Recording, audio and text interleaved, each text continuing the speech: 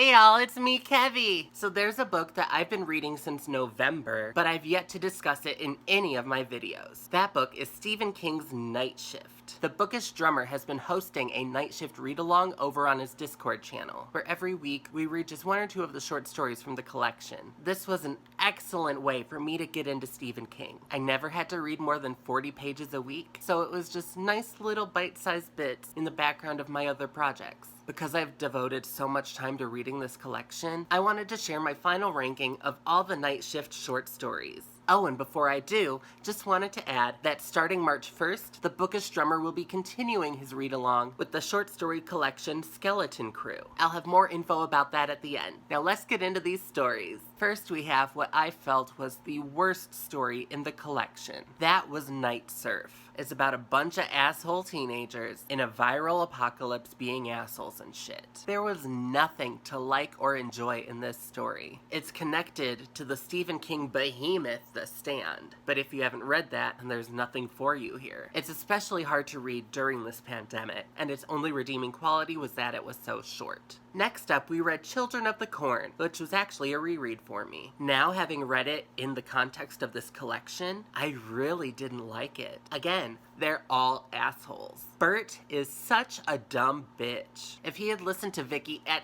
any point in the story and just turned the car around, they would have been okay. But no, he is stupid and stubborn, and now they're dead and they've angered the corn.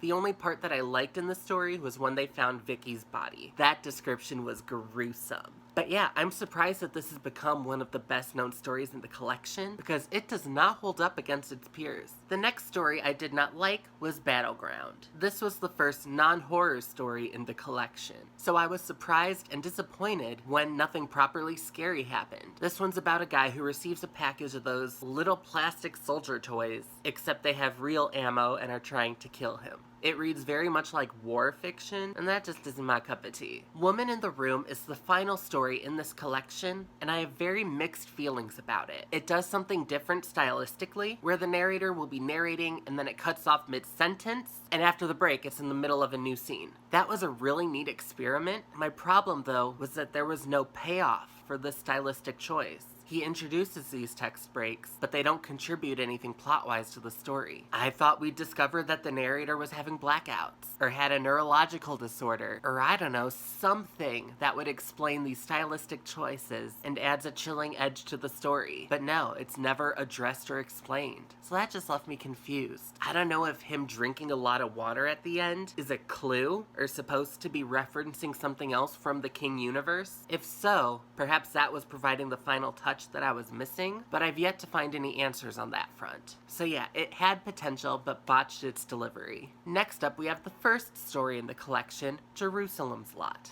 Anyone even marginally aware of King's work can tell from the title that this story is connected to his book, Salem's Lot. It's a prequel set in the 1700s. Having not read Salem's Lot, a lot of the story was just lost on me. I liked the part in the basement. That was just well creepy. But then the story took on this cosmic horror element, and that just isn't my thing. It was a fine story, just didn't work for me. Gray Matter was just lame. The twist was super obvious from the beginning, and the payoff didn't deliver enough to compensate for that. Reading so much Poirot, I thought the title was referring to brains, and that this was going to be a story about some brain infection or something. But instead it was just a whole lot of nothing. Next. Strawberry Spring was not good. Again, incredibly predictable, but also completely unmemorable. Even 2 days after reading it, I had completely forgotten what it was about. One for the Road was alright, another one connected to Salem's Lot, so another one where I'm missing out on part of that experience. As a standalone story though, I did enjoy it more than Jerusalem's Lot. Except then it became about vampires, and vampires aren't really my thing either. Trucks was fine. I was mildly amused and entertained, but I wouldn't go so far as to say I enjoyed it. I'm not really a car or truck person. I like the image of the trucks beeping in Morse code, like, "Feed me, Seymour, boot boot." And of course the story was adapted into the cult camp classic, Maximum Overdrive. So at least it has that going for it. Graveyard Shift was fun. I loved how the one guy was like, "What if rats were bigger than us?" And then that's literally what happens.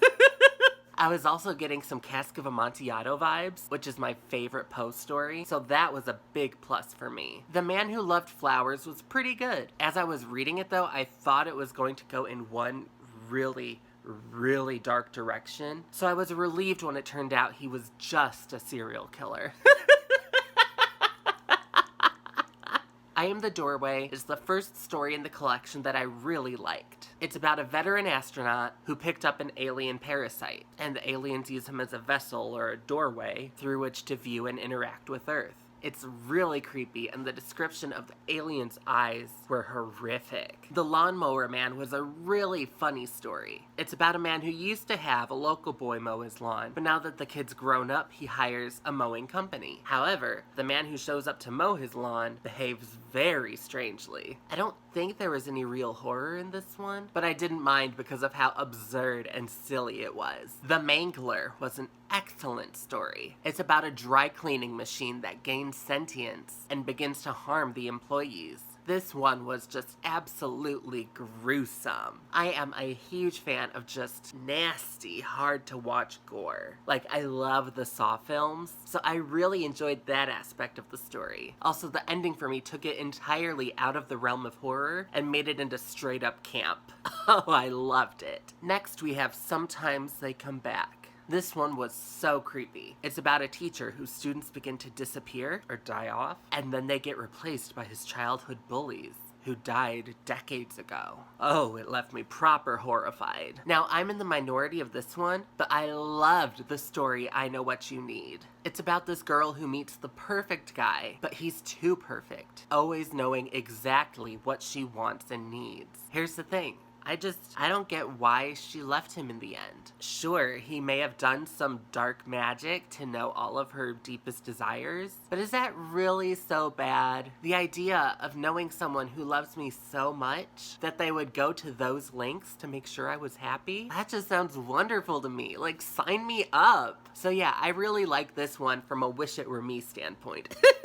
Okay, now we are getting to the best of the best. 10 out of 10 brilliantly written horror stories. First up is The Last Rung on the Ladder. Oh boy.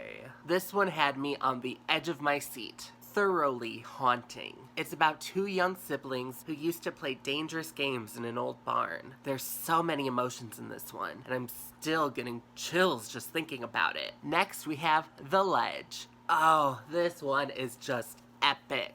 It's about a guy who just pissed off the wrong mob boss. As punishment, he has to climb out the window on the top floor and circumnavigate the building on the tiny little edge. Holy shit. That is just a horrific premise.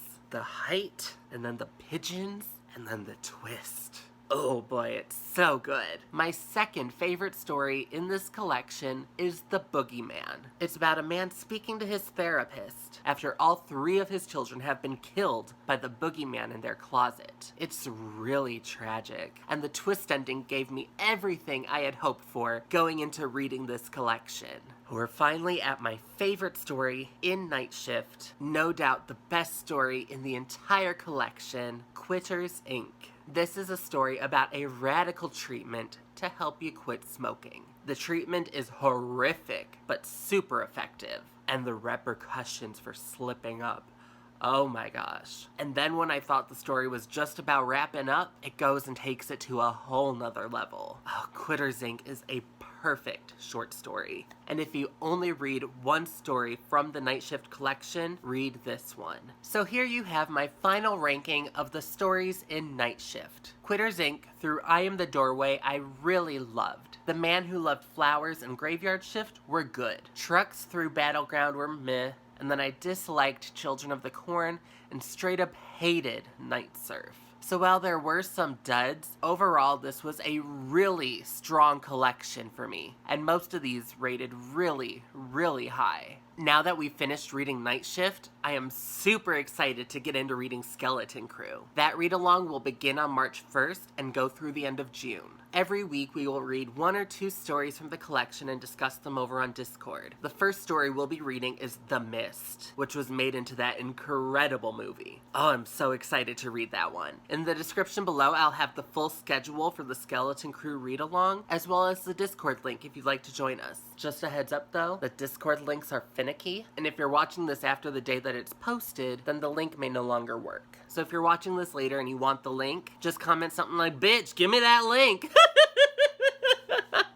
and I'll give you a fresh one. What is your favorite story from this collection? Or which would you be most interested in reading? Are you going to join us for the Bookish Drummer Skeleton Crew read-along? Let me know in the comments below. Thank you all so much for watching, and if it pleases and sparkles, I'll see you in the next video.